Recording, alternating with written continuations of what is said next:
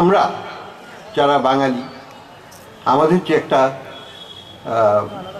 নৈতিকতার কিছু পতন আমরা দেখছি, সেই জায়গা থেকে আমাদের কিন্তু সত্যের অবস্থানে আমাদেরকে আসতে হবে।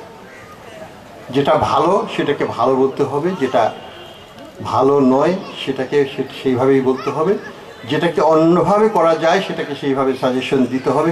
এই সৎ সাহসটা আমাদের থাকতে হবে। এই ছাত্র এবং ছাত্রী যারা অদম্য উৎসাহ এবং অদম্য সাহস দেখিয়ে দেশের জন্য রক্ত দিয়ে তারা দেশকে দ্বিতীয়বারের মতো স্বাধীন করেছে এবং যারা এখানে শহীদ হয়েছেন তাদেরকে তো অবশ্যই স্মরণ করতে হবে। তারা তো ছাত্র। আমি মনে করি তোমরাই তো আগামী দিনের প্রজন্ম, আগামী প্রজন্মের কলেজের ছাত্র হবে, ইউনিভার্সিটির ছাত্র হবে এবং দেশকে সেবা করার সুযোগ পাবে। তোমাদের মধ্যে অবশ্যই দেশে প্রেম থাকতে হবে, নিজের চারিত্রিক বৈশিষ্ট্য থাকতে হবে।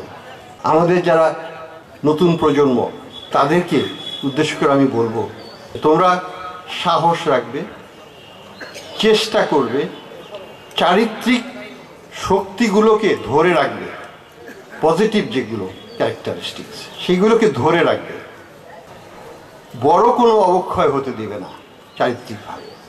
কারণ জাতি হিসাবে যদি আমাদেরকে উঠে দাঁড়াতে হয় তাহলে কিন্তু আমাদের যে চারিত্রিক বৈশিষ্ট্য, আমাদের যে ধর্মীয় বলি, কালচারাল বলি, আমাদের বাঙালিত্বই বলি, আমাদের সব কিছুকে ধরে রেখে একটা সৎ নাগরিক হিসাবে নিজেদেরকে যদি প্রতিষ্ঠা করতে না পারি তাহলে কিন্তু আমরা দেশের জন্য কন্ট্রিবিউট করতে পারবো না, হয়তো দেশের ক্ষতিই করবে। তোমরা ইয়াং, তোমাদের সামনে অনেক পথ।